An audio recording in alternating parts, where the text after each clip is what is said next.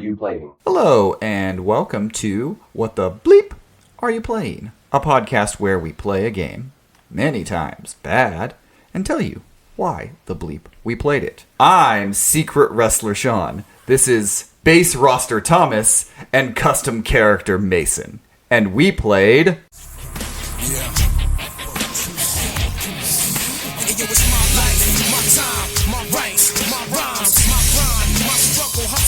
My blood too. I'm ready to smell speed and I smell a lot. My competitors flex here. They smelled I was hot. I want it all. Excess, the sex, much success, stress us. I want it all, no less. So come on. WWE Smackdown. Here comes the pain. So this is the second WWE game we've played, the third wrestling game we've played, and what number anime game is it? 46. Just the first thing out of this game has incredible character creation, and I know WWE games have a lot of good character creation. The 2K games have been known for that and things like that. But my first thought while creating the craziest, dumbest character ever is I was like, this game has better character creation than Jump Force. What is it? What is it with character creation that brings like the worst out of everyone creating someone? When you can, that's when like you the can Street do Fighter 6 thing where people had the character customizer for like a day, and it's like, oh, you've made Satan. When you can take proportions and go them to ridiculous lengths, that's where it's there. Like a lot of the early character creations were a lot of times just here's a set, put things on, change some clothes, change your face around. But the ones that allow you to detail, stretch their head, stretch their ears out, give them giant noses, eyes way too close together or way too wide apart. That's kind of the Mii thing. Like when the Mii's, when you first started having those on the Wii, that like those, you had the ability to do some ridiculous things with those.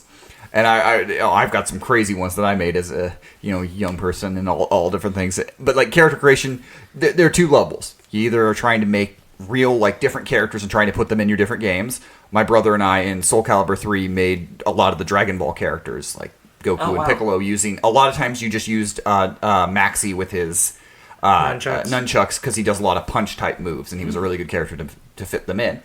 Or you're going to make character creation that's just the most ludicrous, horrible terrifying thing ever, but it's always fun. Then you create some weird backstory out of them and look, we're just going to get out of this. This game has, especially for the PS2, one of the best character creations I've seen.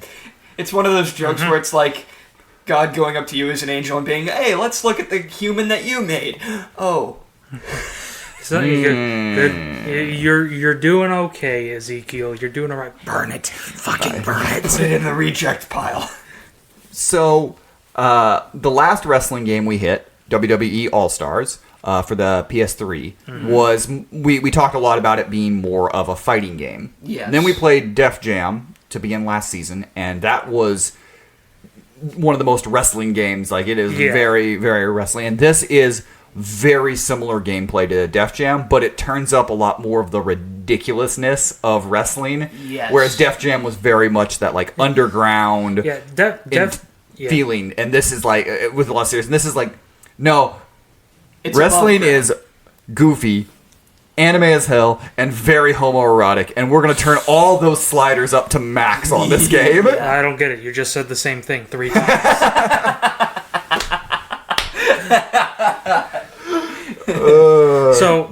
It's this game definitely has like a level of goofiness that in the physics at least that I didn't quite get out of All Stars, and that I get in this. And I think we all loved All Stars. Like I go back and look at that podcast. I of course like All Stars a lot. I didn't quite love it. I do That's like fair. it. I remember you talking about wanting to play, talking about more because you had recently been playing one of the 2K games right before we started playing All Stars. It's like a 6.5, 7. And so I don't hate it.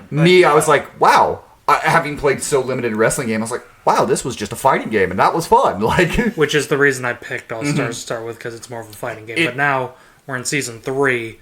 I'm picking a fucking wrestling game. And this is wrestling.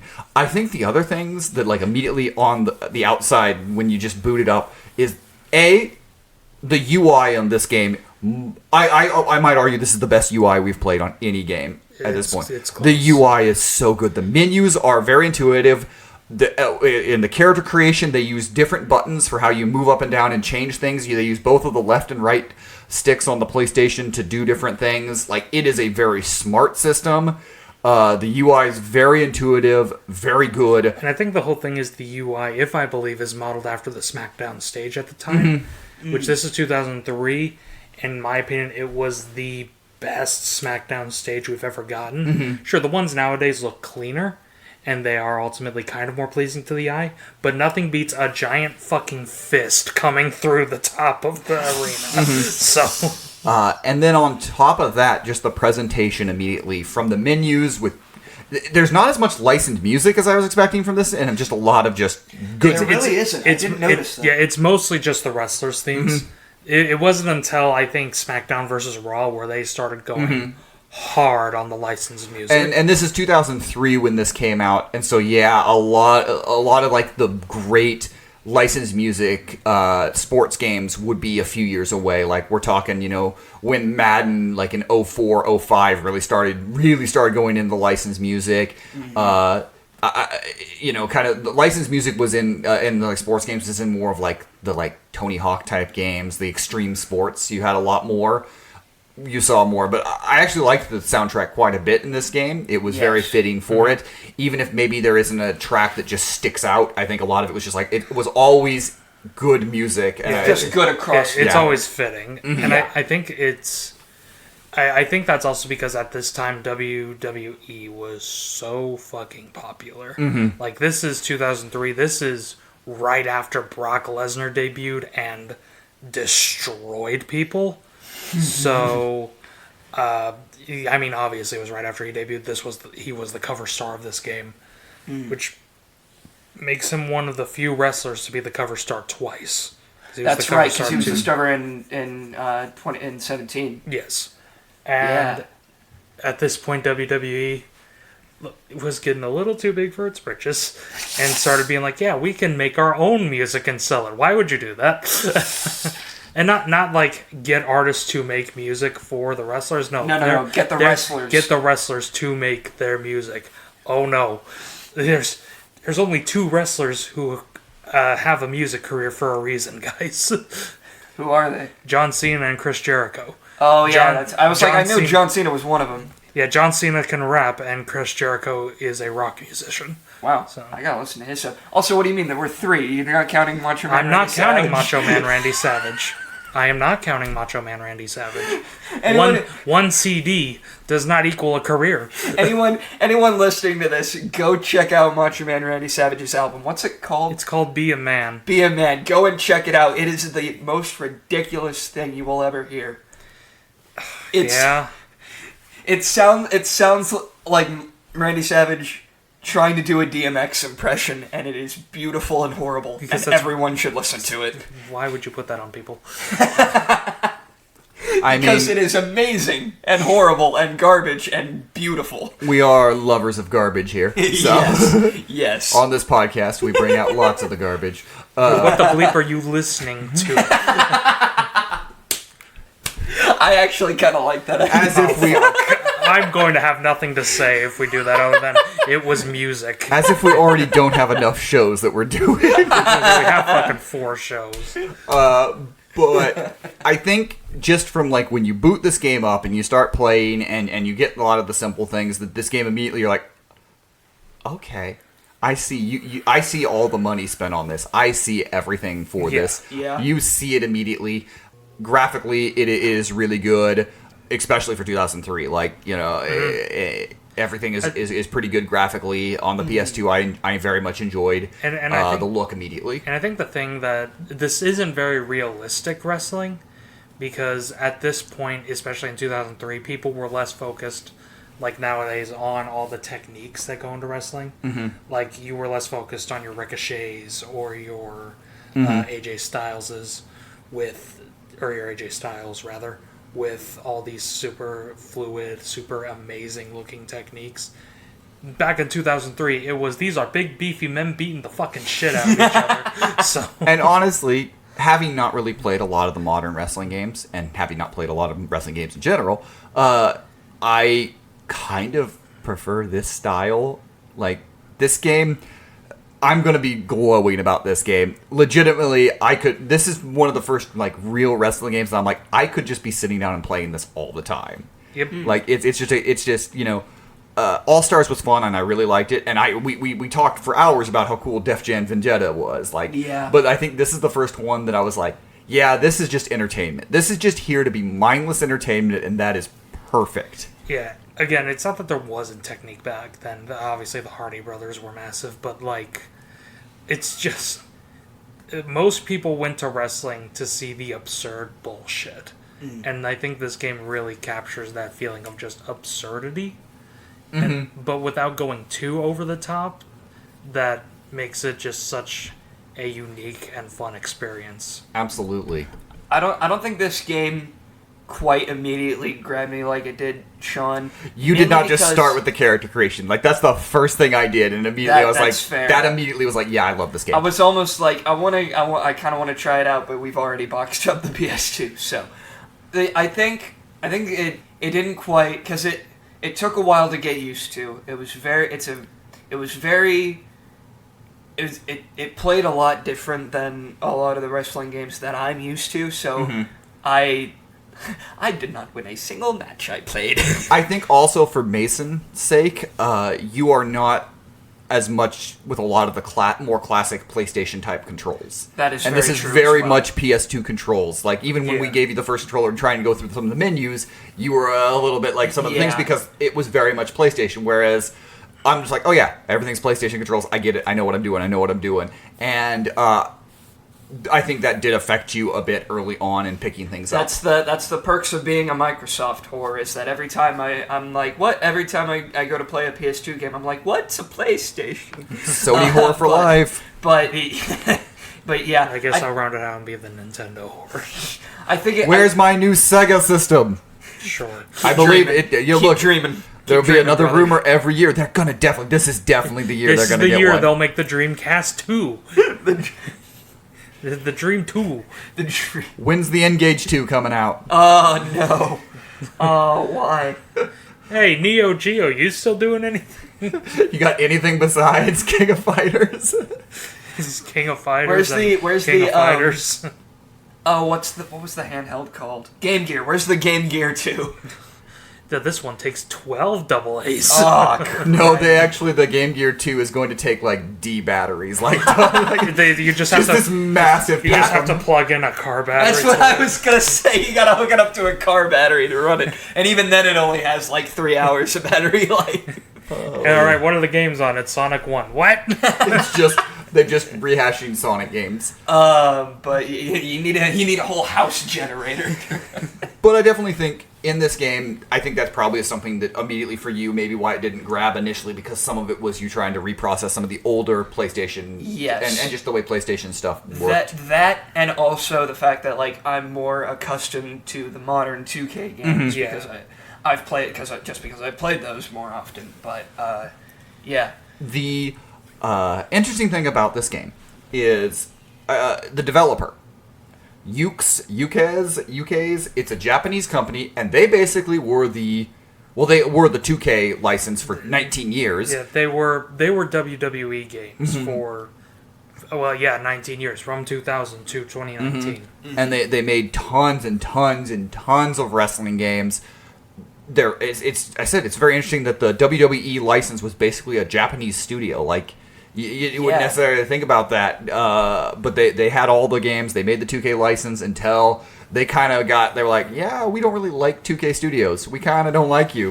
And 2K's like, we don't like you either. We're going to separate. we're gonna separate. So we're gonna separate, and we'll do this studio. What's the next game on the list? 2020. Oh. Yeah, we're gonna separate and make the worst game of our career. It's gonna be great. But Just trust us, guys. they have been making wrestling games since 1995 is their first wrestling game. Like, they've been making... So that'd have been at this since point, like the PS1. they were making on the 64 and the PlayStation, 64, things like And that. they started out with New Japan, and those games got really good. So WWE caught wind of it or at that point WWF, I don't care. At that point, caught wind of it, and good old Vinny, The World Wildlife Foundation? Yes. and good old Vinnie Mac, seeing dollar signs in his eyes, was like, you know, you could make games for the WWF. We are the biggest wrestling thing right now. And they were like, no, you're not. Oh, shit, they are. Yeah, we'll do it. And I think for this game, at this point, they have 8 years of wrestling games. They've been doing it for 8 years on different systems. And I think this game, you can see that they know what they're doing. It's Definitely. At this point, it was all about just what type of presentation are we going to give? What are we going to make this game about? Because we know what we're going to do for our wrestling style.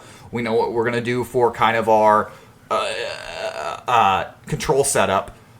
What are we going to do presentation? And this game's presentation just knocks it out of the park. Yeah, Absolutely. It's also weird because this was an era where every console had its own unique WWE game. This was the PS... And they made a lot of them. Well, they made most of them. They made the same year as this for the GameCube, WrestleMania 19. And I'm going to be honest, that is another game we're going to cover because it has the most bonkers single-player mode in any of the wrestling games. Before you say we're going to play it, though, you should probably check on prices. Make sure it's actually obtainable. Well, look, we're No, gonna that's- we're hey, clearly you know gonna what? have 47,000 seasons, so you know. Well, that's not a problem. I own it. Oh, you do own it. Okay. Huzzah. All right, then. Never mind. But Oh, yeah, you do have a GameCube. Just real quick, sorry. go ahead.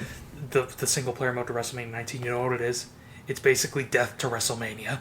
Wow. Your character gets kicked out of the WWE, and Stephanie McMahon comes up and is like, I want to fuck with my dad. What about you? And your whole point and your whole goal is to destroy WrestleMania. Wow. That is the main story mode of that game. That sounds... Wow.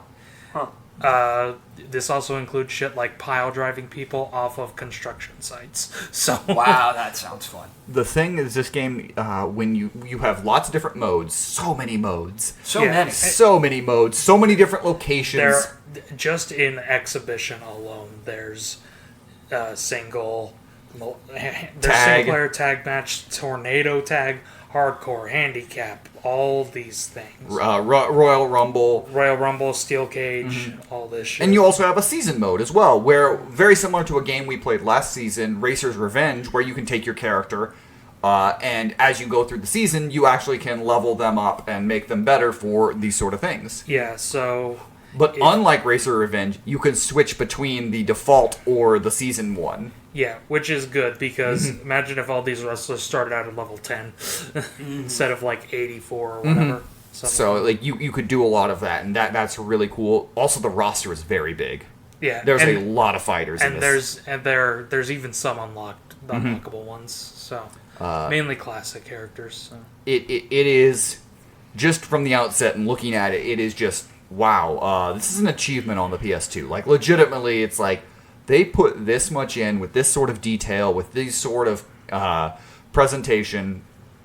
It's an awesome achievement from this studio that would then still go on and do wrestling games for another 16 years after this. Do Yeah. WWE games wrestling, and they just released a wrestling game in 2023. So they've been, they're on 30 years of wrestling games. Yeah, they clearly have a niche, and you know what? It's a good niche. Yeah. So And if you're doing it well, I'm fully for it. If you're doing it well, and spoilers, they're doing it well. Then yeah. This game was very well received, averaging between 7 and 9 out of 10 across the board. It's 85 on Metacritic. It was nominated for a lot of different little award shows that they had at the time, and winning 2003's Spike Video Game Awards Best Fighting Game. It was also nominated for Best Sports Game that year at the Spike Award. We brought it up when Sean was telling us about this off podcast. And remember when Spike TV was a thing? When they, this is the TV show for men. This is men. I want to kiss men. We're just gonna, instead we're just gonna show a ton of that. What was that thing called? It was the Japanese game show that they dubbed over. I don't remember. I don't know. I don't think I was alive when Spike TV was a thing. I mean, that was in the middle, like up till about 2010. I was barely alive when Spike TV See, was when it comes to that's my thing. When it comes to Spike TV, I only watched Deadliest Warrior. That was all I watched on Spike TV.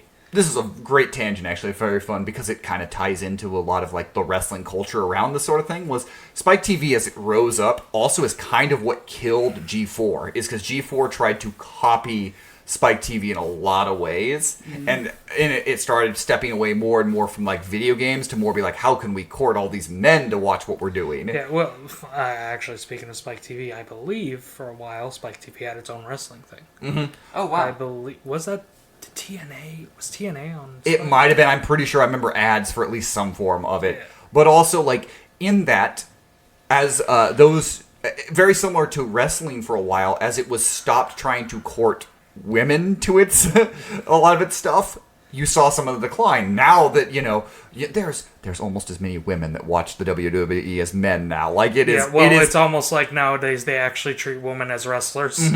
I think I saw, and this may have been a few years ago, but I think I saw that was like nearly a 50-50 split, and it might be skewing more and more in, like, which is, again, like, Spike TV was like, we only need men, and there's a reason that channel nobody really cares about anymore. And it was kind of the same thing with G4 as well. Weird little tangent off on it, but how kind of like wrestling and everything there. But, like, it is very interesting that this game, from all of it and from its roster, it doesn't separate the men and the women. No, It doesn't, no. This game is the equal rights, equal fights. Exactly. That was my joke. Yeah, I know, and I stole it. You've stolen mine before. Fuck off. Yeah, that's fair. You know what? I'll get you. But the thing is with this game is that it's not even the Attitude Era. This was the Ruthless Aggression Era, which was basically the Attitude Era saying we're not dying yet.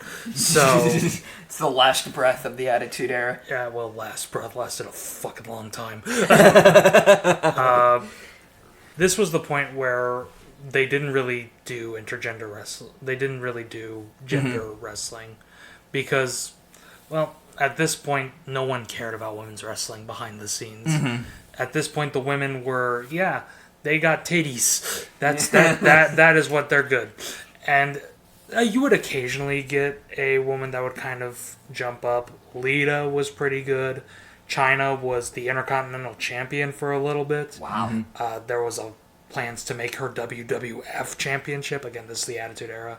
But around this time, it started getting worse. So... and I mean, there's nobody of the popularity of, what is it, Rhea Ripley?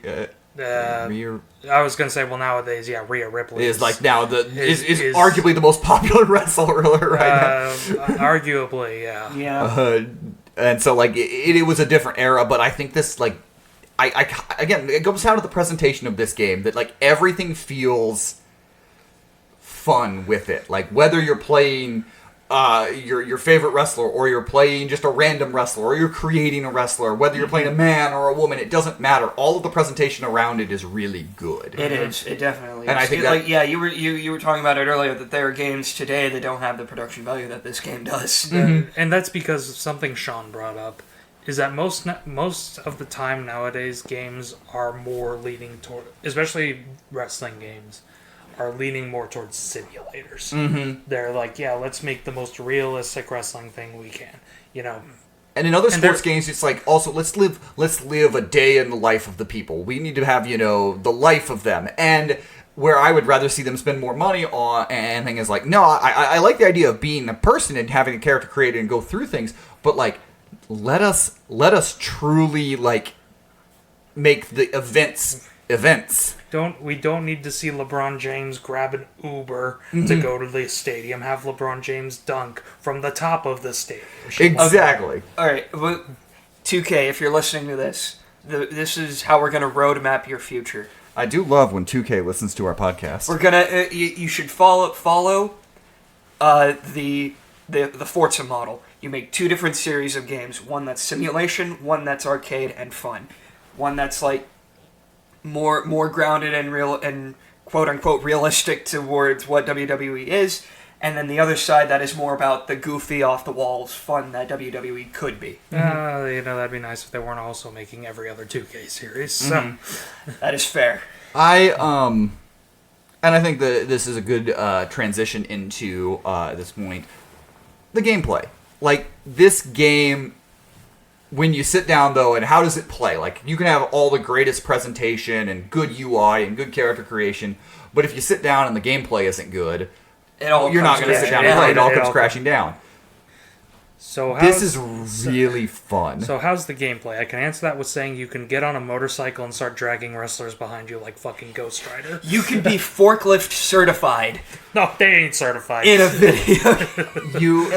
The ease you can slide in and out of the ring. You can, and look, and some of the counter stuff is a little bit like, okay, that's a little easier, but I think it added a level of strategy to this game. Like, you have to predict what they're doing to do which counter. Yeah, you can counter mid-combo, which is something that you can do in modern wrestling games, but in modern wrestling games, there's like a split second. Oh, you can do this. Oh, no, you didn't, no, you dumbass. Didn't, which kind of takes away from, like, this is so unfighting game. Like, this game is counter the game. Like, yeah.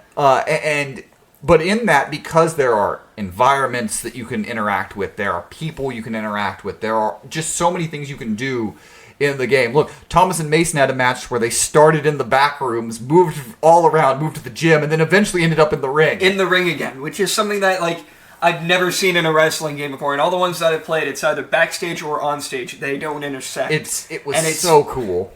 It reminds me kind of like the chicken fights in Family Guy, where they go places and they're like, where they go everywhere. Where they go, yes, exactly. It kind of reminded me of that. What you're saying is Undertaker and Batista should have somehow ended up on top of the DeLorean.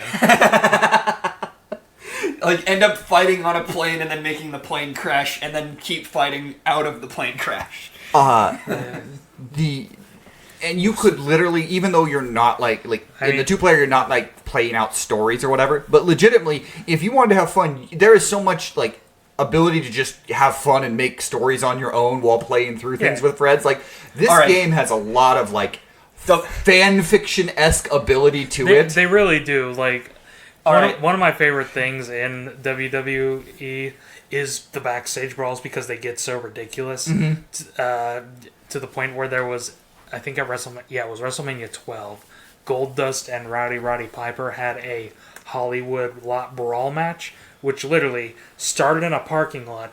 They had to get into their cars after beating the shit out of each other because Goldust ran away. It cut to like 3 other matches, and then they get back into the ring. All right.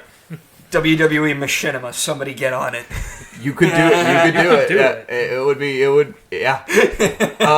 But I think, this gameplay just leaves a lot of open fun, interpretations that you can make, and the controls are so good.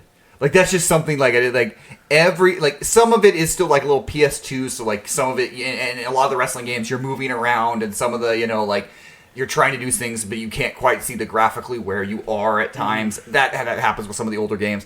But, like, I loved the controls. I loved the simplicity of it, because I feel like,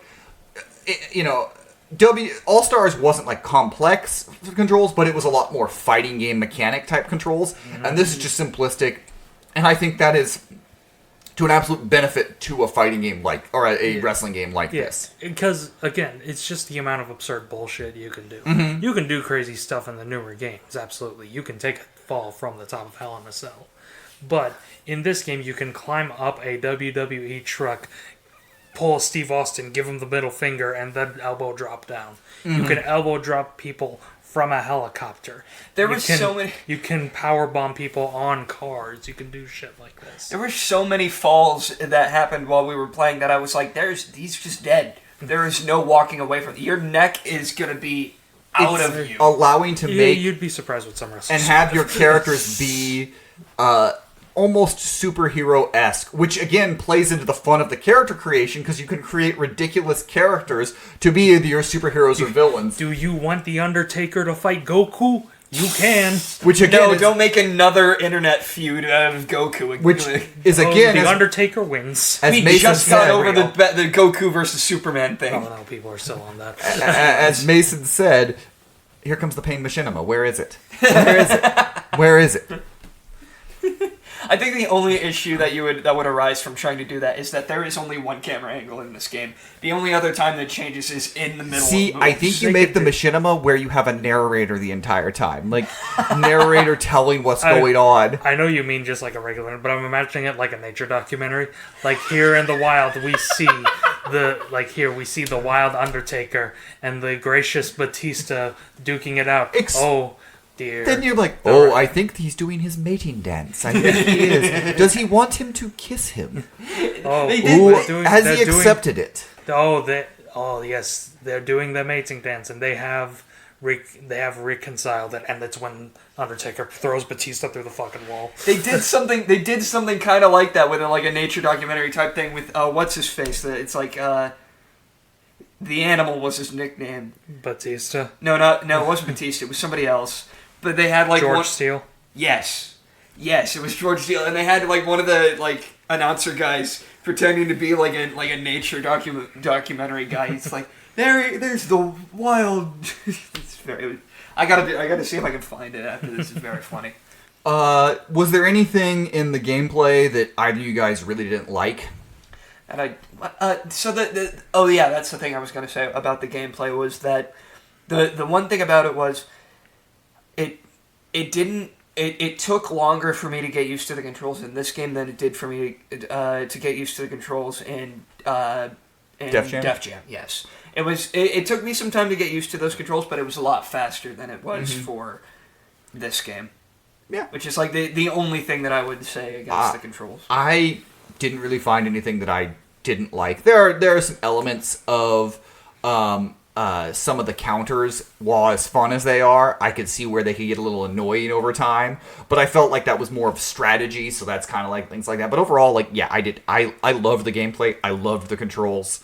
This is a game, like, we will play and have played awful games. And we will play more in this season. Yes. But this is one of those where it's like, I don't think... I knew that this was a well-reviewed game, but going into... I don't think I expected how good this game was.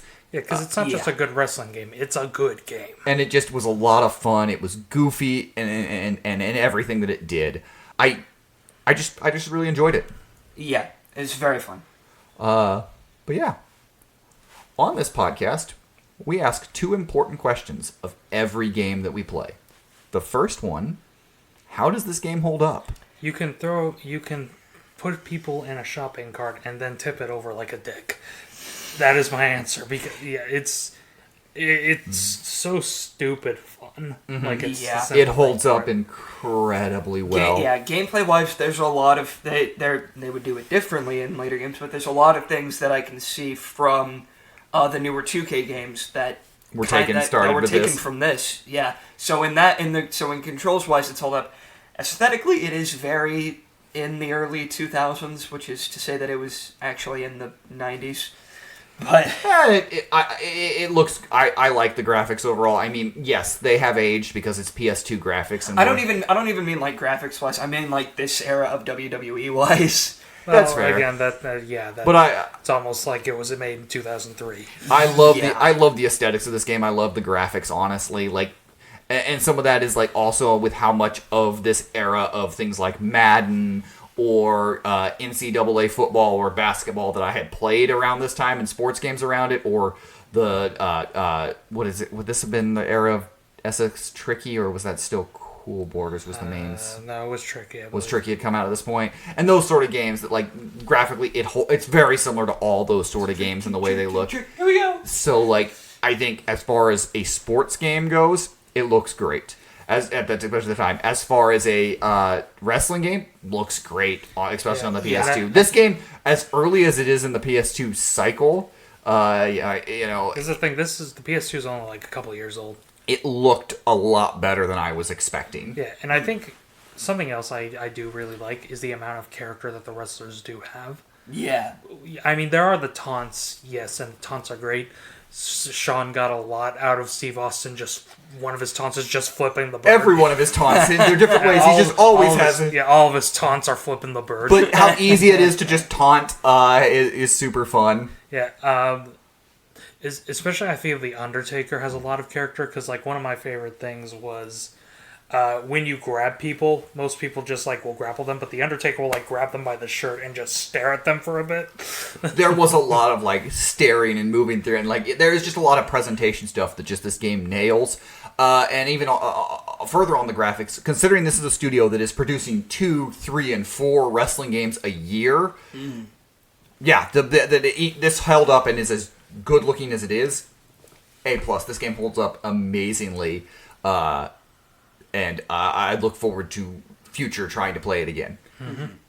So our second question that we ask of every game that we play: would you like to see a remake or a reimagining of this game in a modern setting?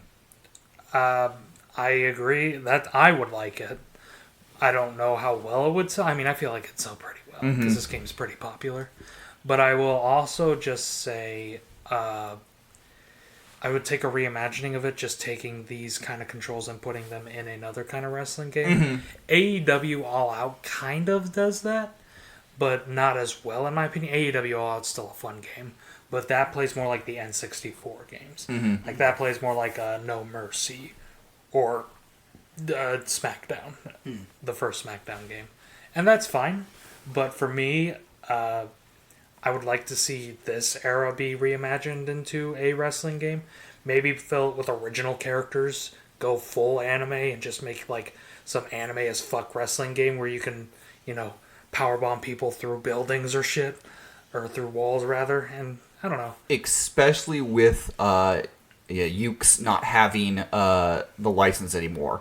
And I would love them to take this style and take this controls, take this kind of over-the-top stuff, and do something more original with it. So, I don't know if I necessarily want a remake or even really necessarily a reimagining of this exact game, but I would like them to take this style and build something from it. I would, and again, this game would be awesome if it was dropped on the PlayStation Store. And I could play it at any point. I would sit down and play it all the time. It don't need a re-updated graphically or anything like that. Just drop the game, let me play it. And that's honestly what I was gonna say. I kind of agree with that. And I would play. Look, if they were like, "Hey, we did an HD remaster and it's $35," I'd be like, "Cool, I'll go get it. That's fine." Yeah. You could do again my basic answer. Just do the first 3 Smackdown games on PS2 and just. But I would wonder which studio would do it, with the licensing agreement and things like that. So my overall answer is, as Thomas said, I would love them to kind of take the ridiculousness of wrestling, but give me some over-the-top characters, some with some crazy character creation like this, some anime-ass characters, some superhero-ass characters, some monsters, just go crazy with it and let it be like these. Let it kind of be like. Almost, my idea that I have here is not quite a choose your own adventure, but a lot of the story is choose your own how things go through with your characters. See if you while doing lots of wrestling. See if you want to do face or heel tactics, if you want to shake the opponent's hand or kick him in the dick or whatever. Yeah, there's just a lot of fun things you could do with this game, the mechanics, the gameplay, the controls. That doesn't necessarily have to be a WWE game. It can be.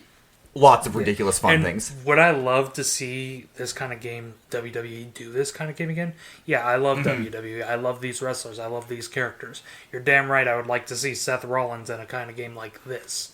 Or Roman Reigns or any of these other kind of characters. But that's not going to happen. Yeah. I know that's not going to happen. So I think going an original route would probably be best. That would be really cool. Or if New Japan wants to go up to them and be like, hey, let's reunite and do insane shit like this, but with their roster, that would also... Yeah, that actually would be pretty cool as well. So there's just a lot from this, but I think the bottom line, if you've listened to this episode and you took away WWE Smackdown, Here Comes the Pain, is just an awesome game. And look, if you have a chance to get it, if you find it for a good deal, or even if you have the money to go out and just get it and you break out your PS2... This is a game worth that. This is a game that absolutely is worth going out and playing. Yeah. Is this your most glowing recommendation of any game? Probably not quite, but I think as far as just this is absolutely worth it. You will have fun. Yeah. I mean, if you can find it for less than $90, then pick it up. Yeah. Absolutely. If you're lucky like us. But yeah, that is WWE Smackdown. Here Comes the Pain. What do you guys think? Have you played this? What is your favorite wrestling game? Let us know. Send us an email, bleepyouplaying@gmail.com. Maybe you have a fun idea for how you would take this system. Feel free to tell us. Or, if you want us to play a game, maybe a different wrestling game, maybe something else, you can. Going to our Patreon, patreon.com/whatthebleep. Subscribe to our Super Bleephead tier. And you can tell us to play a game. And as long as it doesn't break the bank, we'll play it. And then we'll give you our honest thoughts on it. But we'll be back next time with some fast cars, maybe. For him.